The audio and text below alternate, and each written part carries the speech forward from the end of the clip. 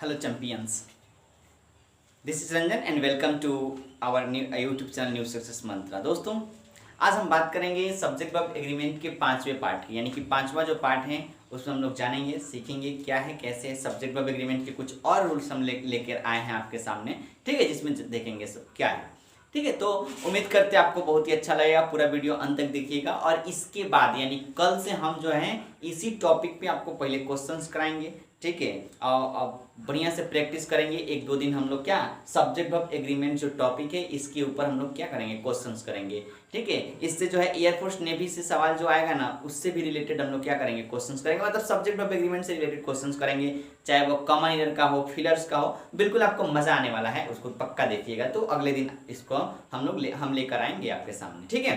तो आज हम बात करते हैं इसके कुछ और नियम है जिसको जानेंगे, सीखेंगे इस वीडियो के माध्यम से। तो चलिए बिना देरी किए हम लोग शुरू करते हैं आज से क्लास। एक और बात आपको बता दें कि अगर ये अच्छा लगेगा, वीडियो अच्छा लगे तो लाइक जरूर कीजिएगा, शेयर कीजिएगा अपने दोस्तों के पास, अपने भाई बंधु के पास, ठीक है, जो भी आपके साथ पढ़ते हैं क्लासमेट के पास, उन सभी के पास शेयर कीजिएगा ज़्यादा से ज़्यादा इस वीडियो को, ठीक है। और एक और चीज़ है कि अभी तक हमारे चैनल को सब्सक्राइब नहीं किए हैं तो अभी इसी वक्त सब्सक्राइब कर ले, ताकि हमारी हर एक अपडेट आप तक आसानी से पहुंच जाए, ठीक है। तो शुरू करते हैं आज की क्लास बिना देरी किए हुए, ठीक है। चलिए, तो आज का जो हमारा अगला रूल होगा, देखिएगा बड़ी ध्यान से, बड़ी ही मस्ट इंपॉर्टेंट रूल है कि जब किसी भी वाक्य की शुरुआत ए बॉडी ऑफ, ठीक है, a body of, a series of, a body of, a series of, a flock of, ठीक है, ए हर्ड ऑफ,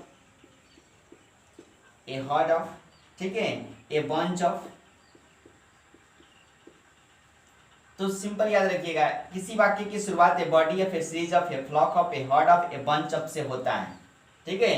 तो इसके बाद क्या चाहिए, तो इसके बाद हमें चाहिए होता है प्लूरल नाउन और सिंगुलर वर्ब, प्लूरल नाउन और सिंगुलर वर्ब। इसके आगे और भी हैं, ठीक है, लेकिन इतना ही हम आपको करा रहे हैं कि a body of, a series of, a flock of, a herd of, a bunch of, ठीक है। अगर किसी भी वाक्य की शुरुआत इन सभी से होता है तो हमेशा याद रखना है कि इसके बाद जो नाउन आएगा वो प्लूरल होगा और इसके बाद जो वर्ब आएगा वो सिंगुलर होगा। इस चीज को हमेशा याद रखिएगा, तभी आप सवाल को उड़ा ले जाएंगे। चलिए अब इस पे हम लोग सवाल देखते हैं। क्वेश्चन है कि ए बंच ऑफ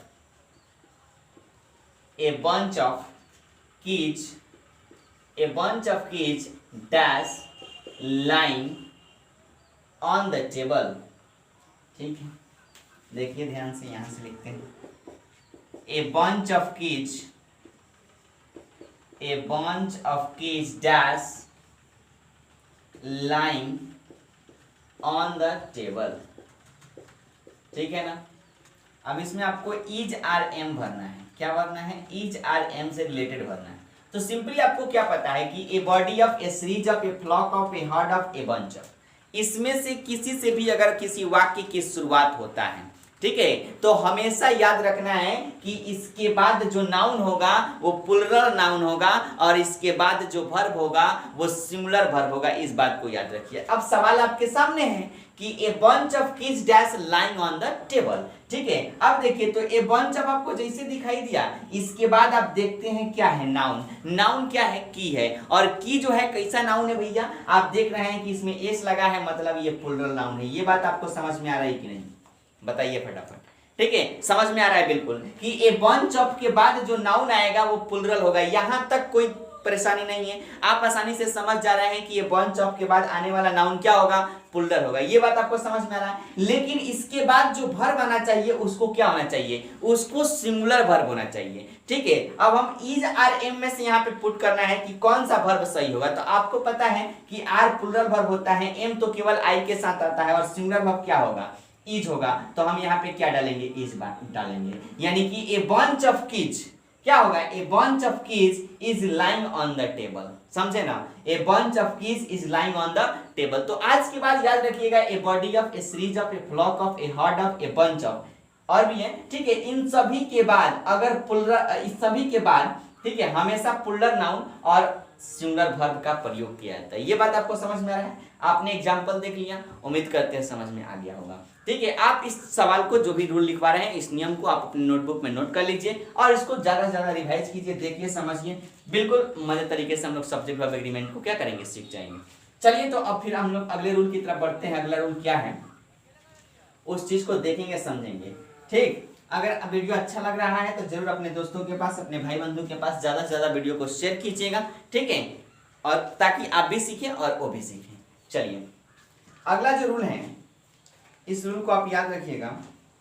देखिए सीजर्स, ठीक है, सीजर्स, ट्राउजर्स,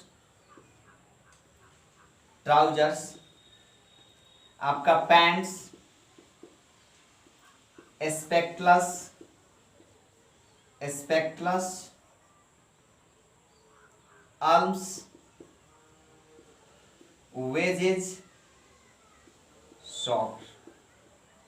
आप यहाँ पे जितने भी देख रहे हैं ना, जितना भी word, scissors, trousers, pants, spectacles, arms, ठीक है, वेजेज और ये सॉक्स, ये सभी देखने में आपको कैसा लग रहा है? देखने में कैसा लग रहा है? प्लुरल है, बिल्कुल प्लुरल है ना। सबके अंत में एस है, मतलब किसी भी नाउन के अंत में अगर एस है तो वो प्लुरल होता है, आपको ये पता है। ठीक है, तो देखने में ये बिल्कुल ही प्लुरल लग रहा है, और देखने में जब ये प्लुरल लग रहा है तो इनके साथ प्लुरल वर्ब का भी प्रयोग किया जाता है, इस चीज को याद रखिएगा। ठीक है, अब देखिए तो ये scissors, trousers, pants, spectacles, arms, wages, socks, ये सभी जो है ना इसमें दो दो भाग होते हैं। अगर हम कैंची, सीजर्स माने क्या होता है? कैंची, कैंची में देखिएगा दो भाग होता है। ठीक है, वैसे ही ट्राउजर है, ट्राउजर में दो भाग होता है कि नहीं? ट्राउजर। पैंट्स भी होता है, उसमें दो भाग होते हैं। स्पेक्टलस चश्मा देखते हैं, चश्मा में दो भाग होगा। आर्म्स मतलब भीख, भीख दोनों हाथ से जोड़ के हम लोग क्या करते हैं? लेते हैं। वेजेस मजदूरी दोनों हाथों से करते हैं। सॉक्स मतलब होता है मोजा, ये मोजा दो होता है। मतलब ये सभी के दो भाग होते हैं। अगर एक के बिना क्या होगा? एक अधूरा रह जाएगा। मतलब एक नहीं रहेगा तो फिर इससे क्या मतलब है? कुछ हो पाएगा? नहीं हो पाएगा। तो याद रखिएगा कि जब भी आपको अगर सीजर्स दिखाई देता है, ठीक है, ट्राउजर्स दिखाई देता है, पैंट्स दिखाई देता है, स्पेक्टलस दिखाई देता है, आर्म्स दिखाई देता है, वेजेस दिखाई देता है और सॉक्स दिखाई देता है, तो ये सभी देखने में भी प्लुरल होते हैं और प्रयोग में भी प्लुरल होता है। मतलब ये जितने भी है सब देखने में भी प्लुरल है और प्रयोग में भी प्लुरल है, तो इनके साथ हमेशा प्लुरल वर्ब का प्रयोग किया जाता है। इस बात को याद रखिएगा, यानी कि इसके साथ हमेशा प्लुरल वर्ब का प्रयोग करेंगे। Scissors, trousers, pants, spectacles, arms, wages, socks, इन सभी के बाद हमेशा क्या करेंगे? प्लुरल वर्ब का प्रयोग करेंगे। ठीक है, अब हम लोग सवाल एक देख लेते हैं। जैसे मान लीजिए यहाँ पे आपका सवाल हो गया कि आर्म्स डैश गिवन, ठीक है, alms dash given to the beggars. ठीक है, अब यहाँ पे आपको क्या भरना है? वाज या वर में आपको क्या करना है? सुटेबल वर्ब को भरना है। कौन सा होगा? तो alms dash given to the beggars. Alms मतलब होता है भीख। भीख जो है भिखारियों को दिया जाता है, दी जाती है। अब ऐसे कुछ दिया है तो अल्म्स क्या हुआ? अल्म्स आप देख रहे हैं कि वो इस ग्रुप के अंदर आने वाला है। जब इस ग्रुप के अंदर आने वाला है तो ये देखने में भी प्लुरल होता है और प्रयोग में भी प्लुरल होता है। जब दोनों में प्लुरल है तो इसके साथ कैसा वर्ब चाहिए? प्लुरल वर्ब चाहिए। तो वाज या वर में प्लुरल कौन सा है? वर है, तो वर आपका क्या होगा? बिल्कुल सही आंसर होगा। बात समझ में आ गया? अब देखिए इसमें एक और चीज होता है कि ये अल्म्स हैं, तो आपको समझ में आ गया ये होगा। लेकिन याद रखिएगा कि जैसे ही इसके पहले ए पेयर ऑफ का प्रयोग किया कर दिया जाए, जैसे बोलेंगे a pair of scissors, a pair of trouser, a pair of pants, मतलब ये देखिए यहां तक आपको समझ में आ गया।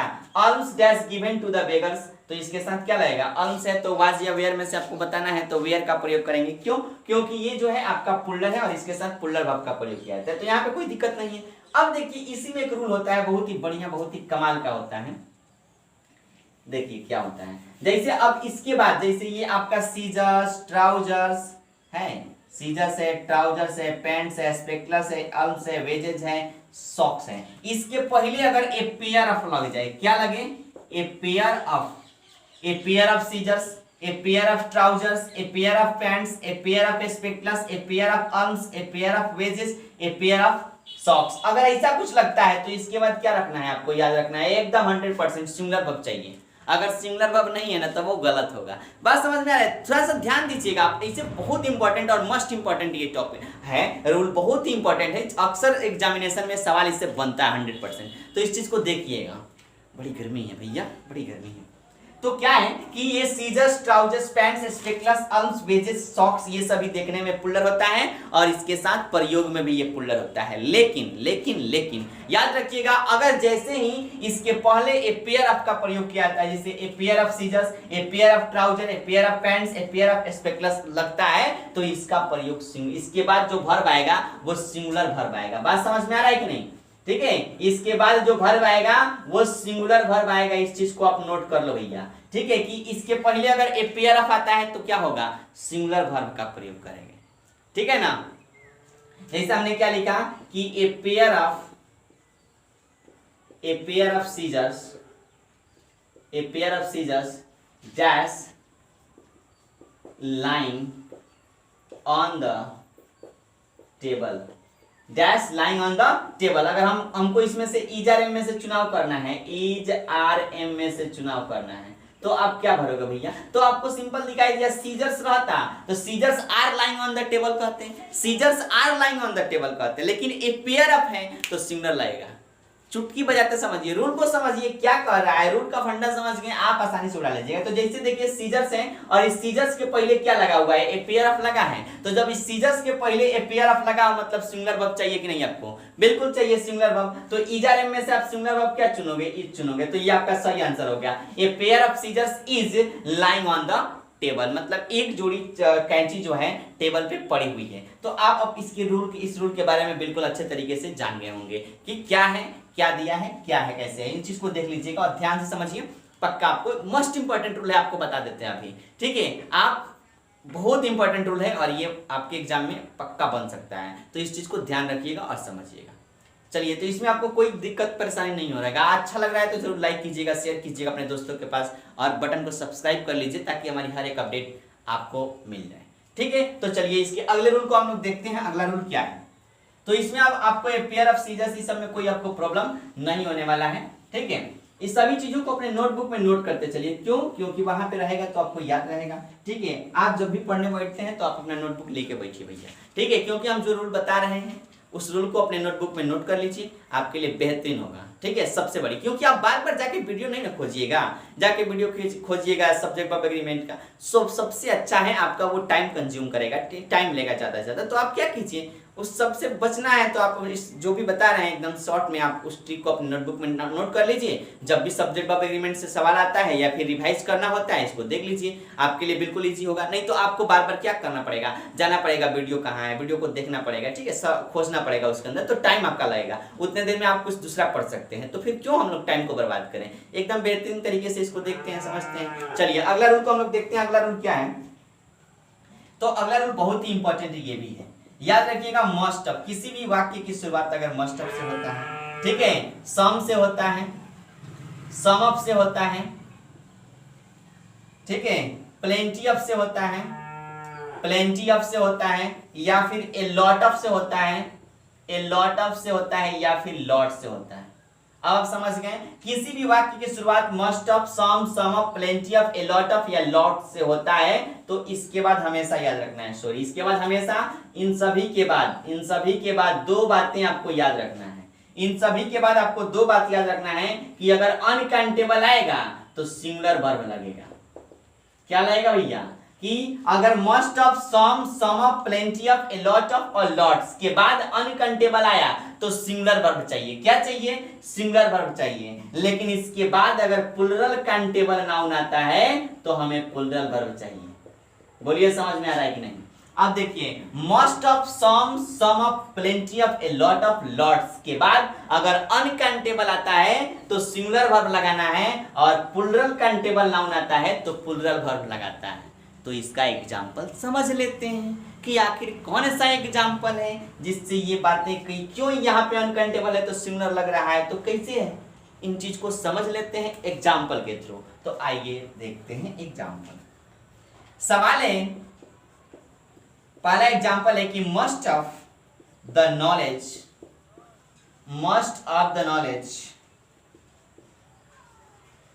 Dash gain by experience, RIENCE, हो गया। अब इसमें से आपको क्या करना है, इज आर एम का चुनाव करना है सिंपली, ठीक है, इज आर एम का चुनाव करना है। अब देखिए बोला कि most of the knowledge dash gain by experience, gained by experience, यानी कि अधिकांश जो ज्ञान होता है वो अनुभव के द्वारा गेन किया जाता है। ये बात आपको समझ में आ रहा है? तो आपको हिंदी से क्यों मतलब, हिंदी से नहीं मतलब है, आपको मतलब है कि यहाँ पे सुटेबल वर्ब कौन सा होगा। तो उसके लिए आपको जानना पड़ेगा भैया, रूल जानना पड़ेगा कि मोस्ट ऑफ दिखाई दे रहा है, इस मोस्ट ऑफ के बाद most, some, some of, plenty of, a lot of और लॉट्स के बाद अगर अनकाउंटेबल नाउन आता है तो सिंगुलर वर्ब चाहिए, यही रूल कहता है। तो इसके बाद आने वाला नाउन क्या है, ये आपका नॉलेज है। और नॉलेज कैसा नाउन है भैया, इसको काउंट कर सकता है क्या, एक नॉलेज दो नॉलेज काउंट कर सकता है? नहीं, ये अनकाउंटेबल नाउन होता है। नॉलेज जो है ये अनकाउंटेबल नाउन है। तो सिंपली आप समझ गए कि मोस्ट ऑफ के बाद जब अनकाउंटेबल नाउन आएगा, which can not be count, जिसे काउंट नहीं कर सकते हैं, वैसा नाउन आएगा तो उसके बाद जो वर्ब आएगा वो सिंगुलर वर्ब होगा। तो इज आर एम में से सिंगुलर कौन होगा, इज होगा। तो यहाँ पे हम इज लगा देंगे और खूब सुंदर 1 नंबर हमको मिलेगा। बताइए,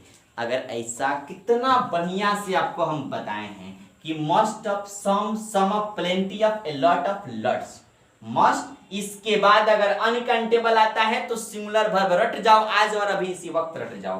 तो मस्ट ऑफ दिखाई दिया, मस्ट ऑफ के बाद आने वाला नाउन क्या है, नॉलेज है। और नॉलेज जो नाउन होता है ना, ये अनकाउंटेबल नाउन होता है। और अनकाउंटेबल नाउन जैसे ही मस्ट ऑफ के बाद आता है या सम के बाद आता है, सम ऑफ के बाद आता है, तो इसके बाद सिंगुलर वर्ब चाहिए होता है।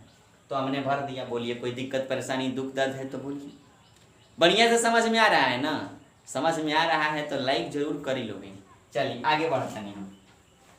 अब देखिए इसका दूसरा एक और एग्जांपल दिखाते हैं। तो अनकाउंटेबल होगा तो समझ में आ गया। अब क्या है, जैसे पुलर काउंटेबल नाउन का हम एग्जांपल लेके रख लेते हैं। तो पुलर काउंटेबल नाउन में देखिएगा उसका एग्जांपल क्या होगा, ठीक है। चलिए तो देखिए यहाँ पे सवाल है आपका कि most of the girls, most of the girls dash absent today, absent today। अब देखिए इसमें आपको भरना क्या है, is are am, is are am भरना है। तो most of the girls dash absent today, इसमें आपको भरना क्या है, इज आर एम। अब सिंपली आपको पहचान जाना है भैया। देखो कितना बढ़िया से हमने सजा के रखा है, इसको समझिए, ठीक है। तो इसमें आप बढ़िया समझ में आ जाएगा कि most of, some of, plenty of, a lot of, lots होगा। तो इसके बाद नाउन क्या चाहिए, प्लुरल काउंटेबल नाउन अगर है तो भैया प्लुरल वर्ब चाहिए। अब देखो मोस्ट ऑफ द गर्ल्स, तो ई रहा मोस्ट ऑफ, और मोस्ट ऑफ के बाद आने वाला नाउन क्या है, तो गर्ल्स है। अब गर्ल्स कैसा नाउन है, गर्ल को हम लोग काउंट कर सकते हैं भैया। तो 1 गर्ल, 2 गर्ल, 3 गर्ल काउंट कर सकते हैं कि नहीं कर सकते हैं, बोलिए, पक्का कर सकते हैं। और यहाँ पे देखिए ये एस लागल है, मतलब कि प्लुरल काउंटेबल नाउन है। ये गर्ल को काउंट कर सकते हैं मतलब काउंटेबल, और गर्ल प्लुरल है मतलब एक नहीं लड़कियां अनेकों लड़कियां हैं, तो प्लुरल काउंटेबल नाउन हो गया। अब बातें आपको क्लियर हो चुकी होंगी कि मस्ट ऑफ के बाद अगर प्लुरल काउंटेबल नाउन आता है तो इसके बाद जो वर्ब आएगा वो प्लुरल वर्ब आएगा। बोलिए समझ में आ रहा है कि नहीं, पक्का बुझात हुई। तब मस्ट ऑफ के बाद आने वाला नाउन प्लुरल काउंटेबल नाउन है, इसके बाद जो वर्ब आएगा वो प्लुरल होगा। तो देखिए इज बिल्कुल गलत, एम तो आई के साथ आता है, सही वर्ब क्या होगा, आर होगा। तो यहाँ भर देंगे आर, यानी कि मोस्ट ऑफ द गर्ल्स मतलब अधिकांश लड़कियां आर अब्सेंट टुडे, आज अब्सेंट है।